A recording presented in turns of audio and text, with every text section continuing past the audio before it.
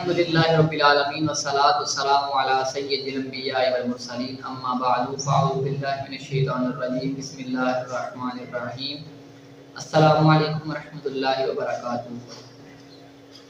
آج ہم گفتگو کریں گے واٹ از ٹرانسجینڈر، یعنی ٹرانسجینڈر کیا ہے۔ یہ جو قانون، نیا قانون ملک پاکستان کے اندر اسلام کے خلاف ایک سازش چلی ہے، جس کے اندر ہم جنس پرستی کو فروغ حاصل ہوا، یہ قانون پاس ہوا، ہمارے مسلم حکومتوں نے اسلام کے خلاف یہ سازش چل دی۔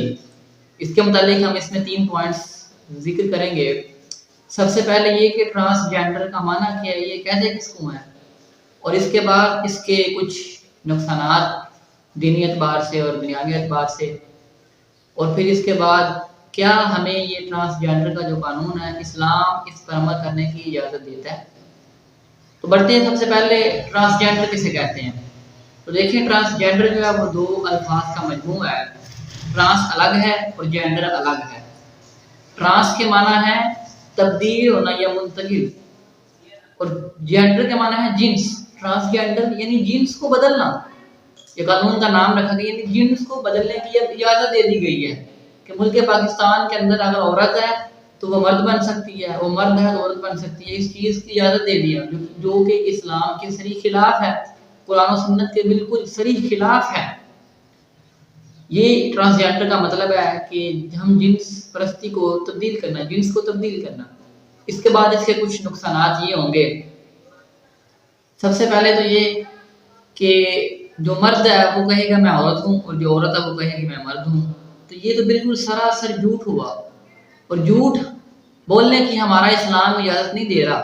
قرآن کے اندر موجود ہے، پارہ نمبر 1 کیا ہے، بے شک اللہ رب العزت نے جھوٹ بولنے والوں کے لیے سخت عذاب تیار کر رکھا ہے، اور فرمایا کہ جھوٹوں پر اللہ تعالیٰ کی لعنت برستی ہے۔ احادیث میں اس کی کئی فوائد نازل ہوئی ہیں۔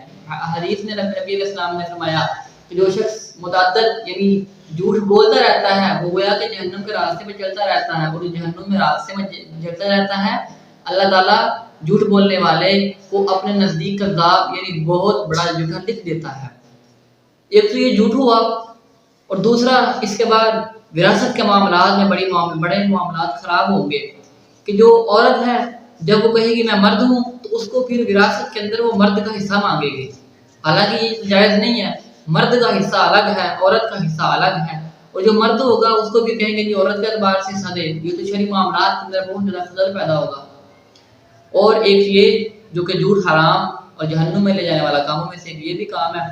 اور اس کے بعد جو مرد ہوں گے وہ عورتوں کی مشابہت اختیار کریں گے، اور جو عورت ہوگی وہ مردوں کی مشابہت اختیار کرے گی۔ معاشرے کا امن تباہ و برباد ہو جائے گا، معاشرہ ہمارا خراب ہو جائے گا، کیونکہ جو مرد ہے وہ مرد ہے، یعنی وہ اب کہے گا میں عورت ہوں، وہ عورتوں کے معاملات کے اندر شریک ہوگا، معذاللہ عورتوں کے واش روموں کے اندر جا کر استعمال کرنا شروع ہوگا، اور بعد میں کہے گا کہ میں تو مرد ہوں، میں تو عورت ہوں، مجھے تو کوئی گرفتار بھی نہیں کر سکتا کیونکہ میرا شناختی کارڈ، میری شناختی علامت ہے، اس میں عورت لکھا ہوا ہے۔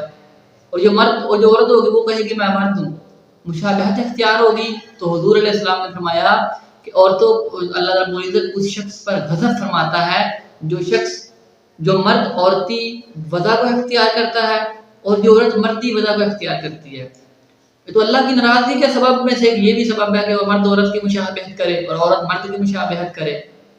اس طرح یہ بھی معاملہ خراب ہوا، اور اس کے بعد انہوں نے سب سے بڑھ کر جو بات کی جی مرد مرد سے شادی کرے گا اور عورت عورت سے شادی کرے گی، اس کے متعلق جانیں گے۔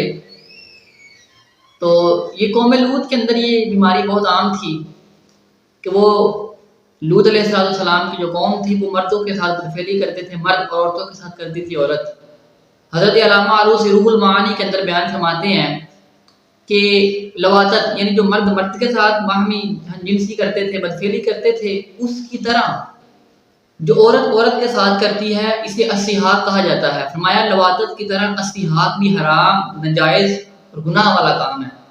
جس طرح حضور علیہ السلام کی جیسے مبارک ہے، حضرت ابو موسیٰ رضی اللہ تعالیٰ عنہ راوی ہیں، فرماتے ہیں کہ حضور علیہ السلام نے فرمایا جو مرد مرد کے ساتھ بدفعلی کرے گا تو وہ زانی ہے، اور جو عورت عورت کے ساتھ بدفعلی کرے گی تو وہ زانی ہے، اور زنا کرنے والوں کی سزا بہت زیادہ سخت ہے۔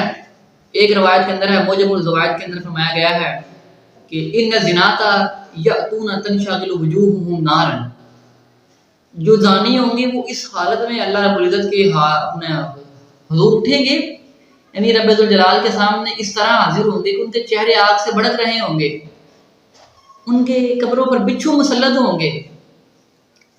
یہ زنا کا والے معاملے کے اندر حضور علیہ السلام فرماتے ہیں کہ جو سب سے بڑا شرک کے بعد، کفر کے بعد سب سے کبیرہ گناہ ہے نا، ان میں سے ایک سب سے پہلے زنا آتا ہے۔ زنا کو اکبر الکبائر کہا گیا، یعنی یہ گناہوں کے اندر سب سے کبیرہ گناہ زنا کرنا ہے۔ تو یہ جو قانون پاس ہوا ہے، یہ تو ہمیں یہ زنا کرنے کی کھلم کھلی اجازت دے رہا ہے۔ کھلم کھلے یہ جو ماحول اس طرح کا معاشرے کے اندر یہ تو بدفعلی کو عام کرنا چاہ رہے ہیں، تو یہ اسلام کے خلاف صحیح سازش ہے، تو اس سے ہمیں بچنا ہے۔ کچھ مسلمانوں نے یہ کام شروع بھی کر دیے ہیں، اور کچھ ویڈیوز بھی وائرل ہوئی ہیں جس میں عورت کے ساتھ نکاح کر رہی ہے، مرد کے ساتھ نکاح کر رہا ہے۔ بھائی کیا ہو گیا ہے؟